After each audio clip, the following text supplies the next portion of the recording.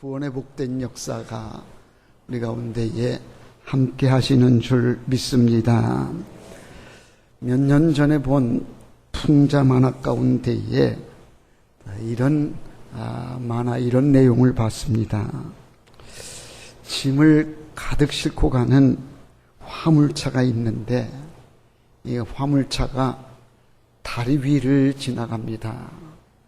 짐을 얼마나 많이 실었는지 참 위태롭게 보이는 그런 화물차인데 이 화물차가 다리 위를 지나갑니다. 그 다리 입구에 문구 이렇게 쓰여 있습니다. 이 다리는 10톤까지만 지날 수 있습니다. 10톤이 넘으면 다리가 붕괴될 수 있다는 겁니다. 근데 이 화물차가 아주 무겁게 짐을 싣고 가는데, 그런데 그 다리 위를 지나가던 때에 새 한 마리가 그 화물차 짐 위에 내려앉았습니다. 그러자마자 다리가 붕괴돼 가지고 그 화물차가 다 다리 밑으로 떨어지고 만 겁니다. 10톤의 무게가 지나가는 다리인데 1kg도 안 되는 새 한 마리가 그 화물차에 앉는 바람에 다리가 무너지고 말았던 겁니다. 10톤의 무게를 지탱하는 다리가 불과 1kg도 안 되는 새 한 마리 때문에 다리가 무너지는 것, 이게 인생일 수 있다는 겁니다.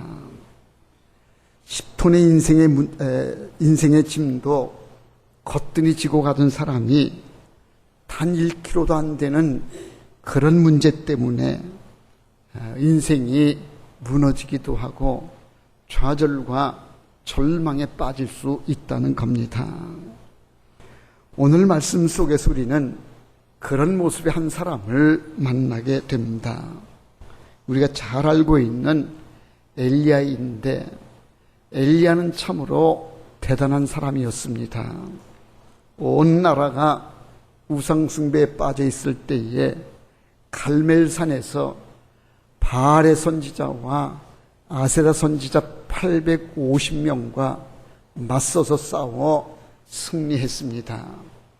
우리가 850대 1로 싸운 영적 싸움이었는데 그 싸움에서 대승을 거두고 그리고 그 선지자들을 다 죽게 한 이런 능력을 가진 선지자가 바로 이 엘리야였습니다. 뿐만 아니라 이 엘리야가 얼마나 능력이 많았는지 비가 오지 않기를 기도했더니 3년 반 동안 이스라엘 땅에 비가 한 방울도 내려오지 않는 이런 능력을 행사한 사람은 바로 이 엘리야입니다. 그랬다가 다시 비 오기를 구했더니 3년 반 동안 비 오지 않던 그 땅에 다시 비가 내리게 했었던 이런 능력을 가진 종이 바로 이 엘리야였던 겁니다. 인간으로서는 할 수 없는 놀라운 능력을 가진 이가 바로 이 엘리야였는데, 그런 엘리야가 어떤 여인이 보낸 편지 한 통을 받고는 아주 벌벌 떨고 있습니다.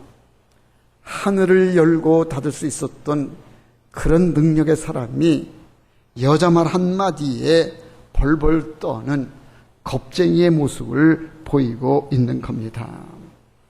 참으로 이해할 수 없는 모습인데, 문제는 엘리야만 그런 것이 아니라 오늘 이 시대를 살고 있는 우리들도 그런 모습의 낙심과 절망에 빠질 수 있다는 겁니다. 우리도 얼마든지 영적 침체에 빠질 수 있습니다. 이 엘리야의 모습은 오늘 이 시대를 살고 있는 우리들의 모습이고, 오늘 우리들의 실존적인 모습이 바로 이 모습이다. 대단했던 엘리야가 왜 이렇게 일순간에 낙심하게 되었는가? 몇 가지 이유 때문인데요. 그 첫 번째 이유가 무엇인가 하면 육신의 피곤함 때문이었습니다. 육신의 한계를 이기는 장사는 없습니다. 사람은 빵만으로는 살 수 없지만 빵 없이는 살 수 없는 존재가 우리 인간입니다. 사람들이 분명히 영적 존재인 것은 맞는데, 그런데 우리는 육신의 지배를 받는다는 사실입니다. 육신이 피곤하게 되어지면 영혼도 곤비하기 마련이고 마음도 상하게 되어 있습니다. 엘리야는 3년 동안 열심히 쉬지 않고 달려왔습니다. 출신 지명을 밝힐 수 없을 만큼의 디셉의 촌사람이었었던 엘리야입니다. 그가 왕궁을 향해서 하나님 말씀을 선포하는 아주 대단한 사람, 3년 동안 그는 뒤도 돌아보지 않고 앞만 향하여 달려온 일만 열심히 했습니다. 갈멜산에서 바알과 아세라 선지자 850대 1로 영적 전투를 벌여서 대승을 거두었습니다. 그런 엘리야가 지금 낙심천만해서 로뎀나무 아래 지쳐 쓰러져 있는 겁니다. 육신이 지쳐서 피곤해서 지금 그렇게 쓰러져 있는 겁니다. 왜 영적으로 그가 낙심하고 절망에 빠졌는가? 육신의 피곤함 때문이었습니다. 두 번째 이유가 있습니다. 왜 엘리야가 이렇게 낙심하고 절망에 빠졌는가? 그의 시각이 달라졌기 때문에 그렇습니다. 이전에는 하나님만을 바라봤는데, 그런데 엘리야가 이제는 이세벨이 보낸 편지를 바라봄과 동시에 그는 좌절에 빠지고 절망에 빠지게 되었던 겁니다.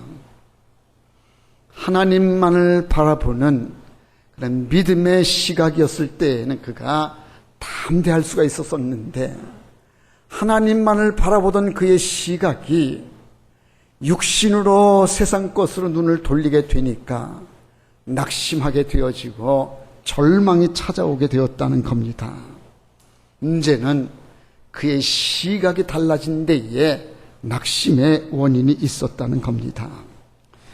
세 번째 원인이 있는데, 왜 이 엘리야가 낙심하게 됐는가? 자기중심적인 기준 때문에 그는 낙심하게 되었습니다. 본문 4절 말씀에 보니까 엘리야가 이렇게 탄식합니다. 여호와여, 넉넉하오니 내 생명을 취하옵소서. 이게 무슨 말인가 하면요, 엘리야가 이제는 내가 살 만큼 살았습니다. 내가 일할 만큼 다 일했습니다. 이제는 내가 더 이상 바랄 게 없습니다.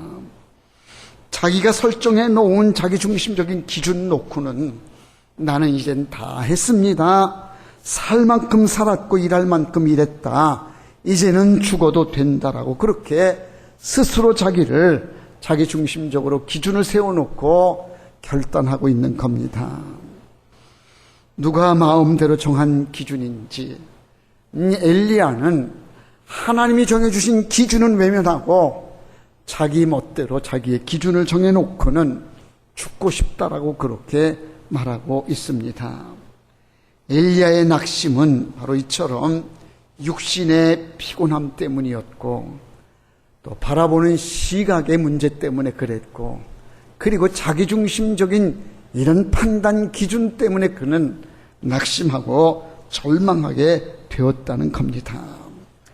한때는 잘 나갔던 엘리야입니다. 승승장구했는데, 그랬던 엘리야가 이세벨이 보낸 편지 한 통 때문에 지금 두려움에 빠지고 죽기를 간청하는 이런 겁쟁이의 모습을 보이고 있습니다.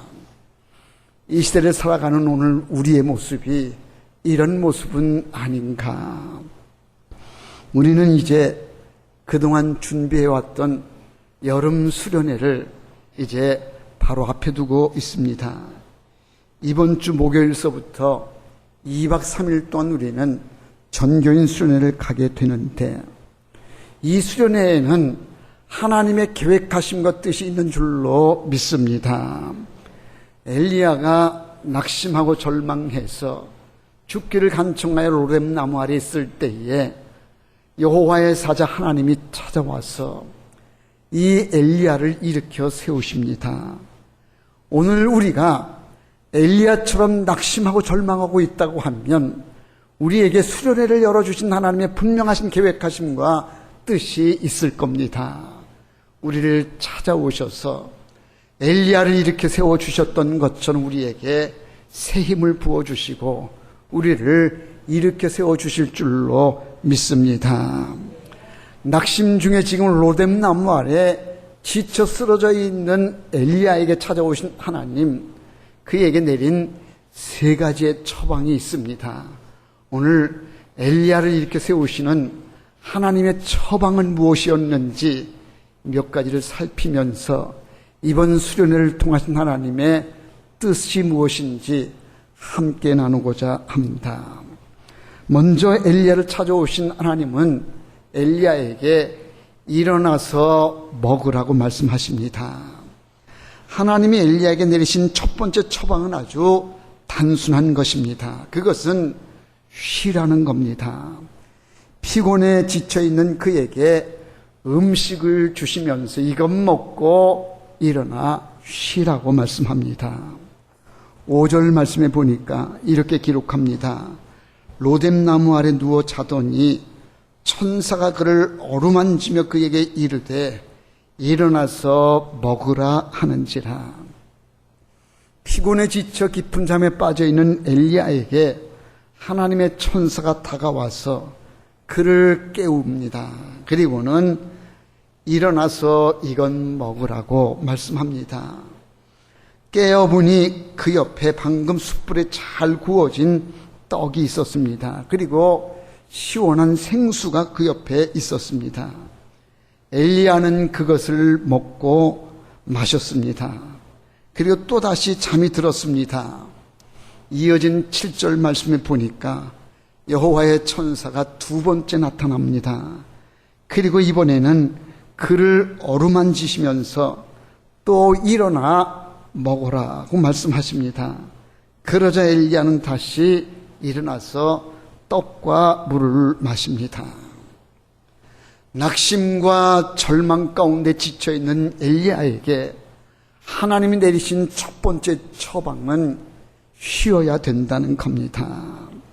우리는 여기서 아주 놓치기 쉬운 아주 중요한 단순한 진리를 발견하게 되는데, 그건 육신이 지치게 되어지면 마음도 지치게 되어지고, 육신이 지치게 되어지면 영적으로도 침체에 빠질 수 있다는 겁니다. 우리의 영혼과 마음에 영적인 침체가 찾아오는 것은 대부분 견딜 수 없는 육체의 피곤함 때문에 그런 경우들이 많습니다. 그래서 하나님께서는 지금 지쳐있는 엘리야에게, 로뎀나무 아래 지금 지쳐 쓰러져 있는 엘리야에게 찾아오셔서 네가 쉬어야 되겠다, 이것 먹고 좀 쉬라고 그렇게 말씀하셨던 겁니다. 오늘 우리에게 낙심하고 절망하는 이가 있다고 하면 꼭 필요한 것이 쉼입니다. 쉬어야 된다는 겁니다. 음악의 악보도 보면 쉼표가 있습니다. 음악의 악보에 쉼표가 없는 것은 음악이 아닙니다. 쉬어야 된다는 겁니다. 언젠가도 말씀드린 바가 있는데, 어떤 사람이 편지지 10장에 빽빽하게 쓴 편지를 누구에게인가 보냈습니다. 근데 그 겉봉투에 보니까 이런 경고문이 쓰여 있습니다. 누구든지 이 편지를 읽는 자는 죽을 것이다. 근데 편지를 받은 사람이 너무 궁금했습니다. 호기심이 났습니다. 그래서 도대체 편지를 읽다가 죽다니 이게 무슨 내용인가? 이 사람이 편지를 뜯어서 읽었습니다. 읽다가 진짜 이 사람 죽었습니다. 진짜 이 편지를 읽다가 죽다니 왜 죽었는가 이유를 알아봤습니다. 그랬더니 빽빽하게 쓰여진 편지의 내용이 쉼표가 없이 계속 쓰여져 있는 겁니다. 이 사람이 편지를 읽는데 쉬지 않고 읽다가 숨이 먹혀서 그래서 죽었다는 겁니다. 여러분, 쉬어야 됩니다. 쉴 때에 쉬지 않기 때문에 우리의 육신이 피곤해지는 것이고요. 육신이 피곤해지니까 마음도 병들게 되어지고 우리 영혼도 메말라지고 마는 겁니다.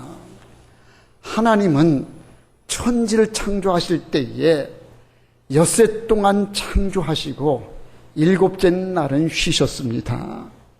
하나님도 창조 사역에 6일 동안을 창조하시고 일곱째 날 쉬셨는데 우리가 무슨 장사라고 우리는 쉬지 않고 일만 하실 수 있느냐는 거예요. 쉬어야 됩니다. 쉼의 시간의 원리는 엿새 동안은 열심히 일하고 7번째는 쉬는 겁니다. 안식일의 개념이 그거고요. 안식년의 개념도 그렇습니다. 6년 동안은 열심히 일하고 7년째가 되는 때에는 쉬는 거. 그래서 쉬어야 됩니다. 이번 수련회는 우리에게 쉼을 주는 시간. 그래서 우리가 육체적으로 쉬기도 하고 우리의 마음도 쉬고 우리의 영혼도 쉬는 그런 은혜의 시간입니다. 엘리야에게 찾아오신 하나님, 네가 왜 이렇게 지쳐 있느냐? 왜 이렇게 낙심 중에 있느냐? 네가 쉬어야 되겠다. 쉼을 허락하시는 주님은 이번 우리 수련회를 통해서 우리에게도 쉬라고 귀한 시간 주시는 줄로 믿습니다. 두 번째 내리신 처방이 있습니다. 호렙산으로 가라고 말씀하십니다. 육신적으로 회복된 엘리야에게 하나님의 천사는 두 번째 처방을 내리시는데 그건 바로 8절 말씀에 보니까요. 하나님께서 그의 지친 몸을 회복시키신 다음에 이렇게 말씀합니다. 이에 일어나 먹고 마시고 그 식물의 힘을 의지하여 40주 40야를 가서 하나님의 산 호렙에 이르니라. 하나님께서는 엘리야에게 이제는 먹고 마시고 일어나라. 그를 일깨워 주신 다음에는 호렙산으로 가자. 그렇게 부르십니다. 하나님이 인도하신 이 호렙산이 어떤 산인가? 호렙산은 바로 신의 산을 말합니다. 이 산에서 하나님은 옛날 모세에게 출애굽의 사명을 주셨고 10계명을 이 산에서 주셨고 하나님과 이스라엘 백성과의 언약을 체결했던 산이 바로 이 호렙산이었습니다. 그래서 이 호렙산은 하나님을 인격적으로 만난 곳이 바로 이 호렙산인데 좌절과 절망 가운데 빠져있는 엘리야에게 일어나라 이렇게 세우신 다음에는 이제는 호렙산으로 가자. 하나님을 인격적으로 만난 산으로 가서 다시 사명을 일깨워 주시고 이제는 주어진 사명 위에 다시 한번 힘써 일하자. 엘리야에게 하나님 맡겨주신 사명, 그걸 잊어버려서는 안 된다는 거고요. 그걸 잊어버리고 지금 도망나와 로뎀나무 아래 앉은 엘리야에게 네가 왜 사명을 감당하지 않고 이렇게 도망나와 있느냐? 하나님이 너를 세우신 사명이 있지 않느냐? 그 사명을 향해서 가자. 엘리야에게 호렙산으로 가자라고 그렇게 부르시는 겁니다. 하나님이 그에게 새로운 사명을 주십니다. 15절 말씀 오늘 본문에 보니까 너는 다시 내 길을 돌이켜 광야를 통하여 다메섹에 가서 호렙산으로 인도하신 하나님은 그에게 내가 다메섹으로 가야 되겠다라고 새로운 사명을 그에게 맡겨주십니다.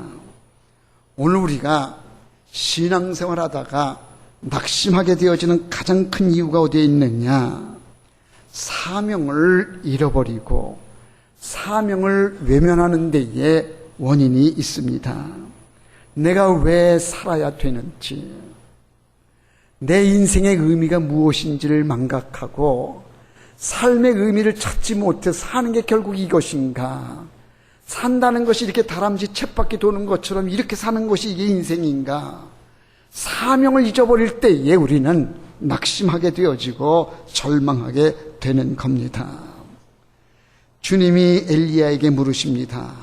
네가 어찌하여 여기에 있느냐? 왜 이 낙심하는 자리에 있느냐? 우리는 엘리야에게 부르셨던 하나님의 음성을 들을 수 있어야 됩니다. 하나님은 오늘 우리에게도 엘리야에게 물으신 것처럼 왜 네가 낙심하고 있느냐? 하나님이 우리를 부르십니다. 이번 수련회 시간은 하나님이 우리를 부르시는 부름의 음성을 듣는 시간입니다.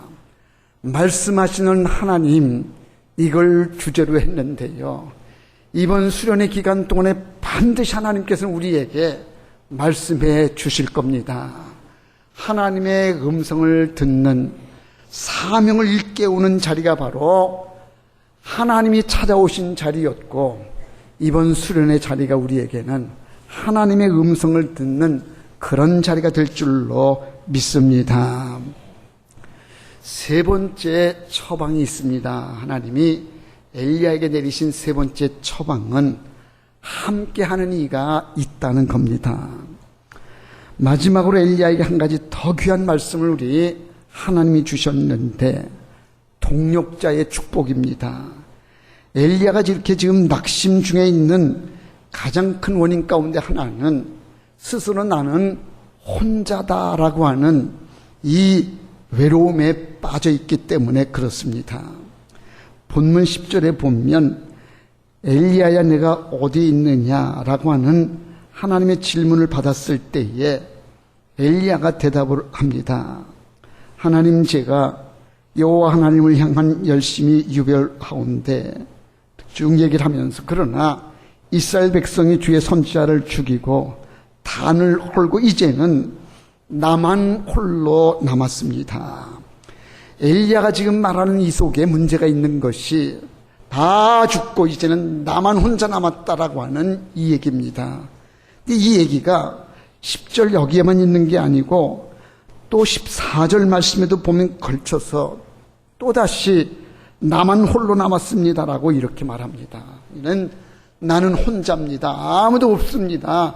이는 선지자들도 다 죽고 이제는 하나님을 위해 싸울 수 있는 사람은 나 혼자밖에 없습니다. 나는 혼자입니다라고 하는 여기에 바로 이제 엘리야가 낙심하게 되어진 가장 큰 원인이 있는데, 이렇게 나만 홀로 남았습니다라고 말하는 그에게 하나님 말씀하십니다. 엘리야야, 착각하지 말아라. 너 말고도 바알 앞에 무릎을 꿇지 않는 이가 7,000명이나 있단다. 왜 너는 혼자라고 생각하느냐? 너 말고도 지금 나를 위해 싸울 수 있는 사람이 7,000명이나 지금 예비되어 있는데 왜 너는 혼자라고 생각하느냐? 하나님이 엘리야에게 너는 결코 혼자가 아니다라고 말씀합니다.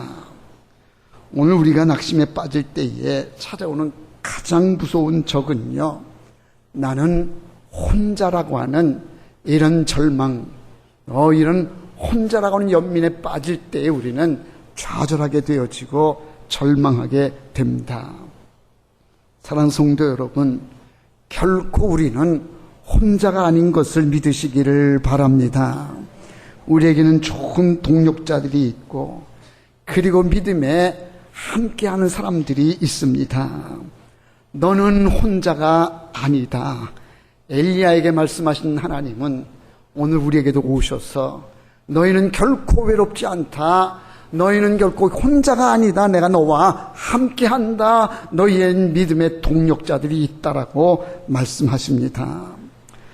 사도 바울의 믿음의 아들인 디모데도 때로 낙심을 했습니다. 그때에 스승인 바울 사도가 감옥에 갇힌 중에 디모데에게 이런 말을 합니다. 하나님이 우리에게 주시는 것은 두려워하는 마음이 아니요 오직 능력과 사랑과 절제하는 마음이니, 하나님이 우리에게 주시는 마음은 결코 두려워하는 마음이 아니요 좌절하는 마음이 아니라는 겁니다.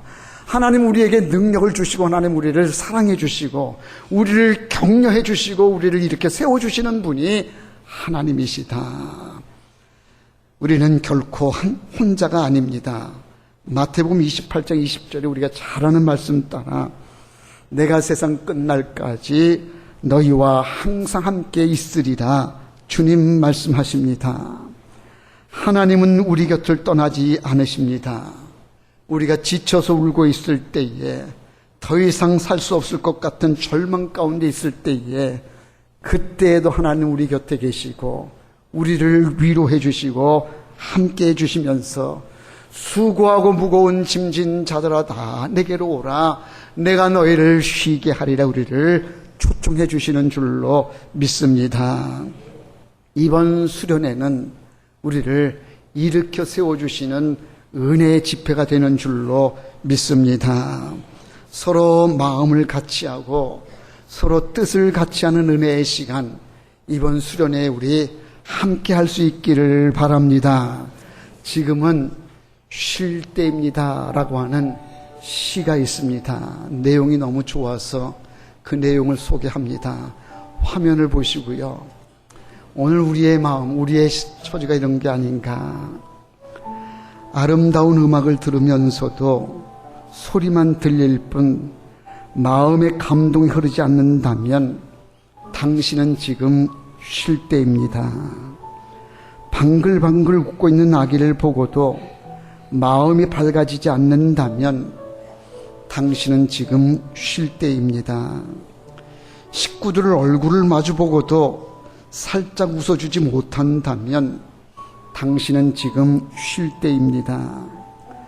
아침에 눈을 떴을 때 창문을 비추는 아침 햇살이 눈부시게 느껴지지 않는다면 당신은 지금 쉴 때입니다. 오랜만에 걸려온 친구의 전화를 받고 바쁘다는 말만 하고 끊었다면 당신은 지금 쉴 때입니다. 사랑하는 사람과 헤어진 뒤에 멀어지는 뒷모습을 보기 위해 한 번 더 뒤를 돌아보지 않는다면 당신은 지금 쉴 때입니다. 여러분, 지금 우리는 그 어느 때보다 육신을 좀 쉬어야 되고 마음도 우리의 영혼도 쉼을 가져야 할 줄로 믿습니다. 우리는 10톤의 짐도 거뜬히 지고 가지만 때로는 새 한 마리의 무게 때문에 무너질 수 있는 연약한 존재들입니다. 내 힘만 의지하면 무너질 수밖에 없습니다. 이제 함께 하시는 하나님, 수련회를 통해서 일어나라, 이것 먹고 힘을 내라, 오늘 우리를 부르시고 말씀의 은혜 안에 거하게 해주시는 줄 믿습니다. 함께 합시다. 같이 갑시다. 은혜의 역사, 축복의 역사가 이번 수련회 우리의 함께 해주실 줄로 믿습니다. 기도합시다. 사랑 많으신 아버지 하나님, 크신 사랑과 은혜를 감사합니다. 때로 우리는 10톤의 짐도 거뜬히 지고 가는 그런 강한 힘이 있지만 어떤 때는 1kg의 무게도 감당할 수가 없어서 넘어지기도 하고 무너질 수 있는 연약한 존재들입니다. 우리가 육신의 쉼을 가져야 되는데 마음의 쉼도 있어야 되고 영혼의 쉼도 있어야 되는데 우리는 쉬지 못하고 달려오기만 했습니다. 이번 기회에 쉼의 시간을 갖게 해주시고 영적으로 새로워지는 역사가 있게 하여 주시옵소서. 우리에게 수련회를 갖게 해주신 데에는 하나님의 특별하신 계획하심과 뜻이 있는 줄로 믿습니다. 이번 수련을 통해서 우리 모두가 힘을 얻게 해주시고 일어서는 은혜의 역사가 있게 하여 주시옵소서. 예수님의 이름으로 기도하옵나이다. 아멘.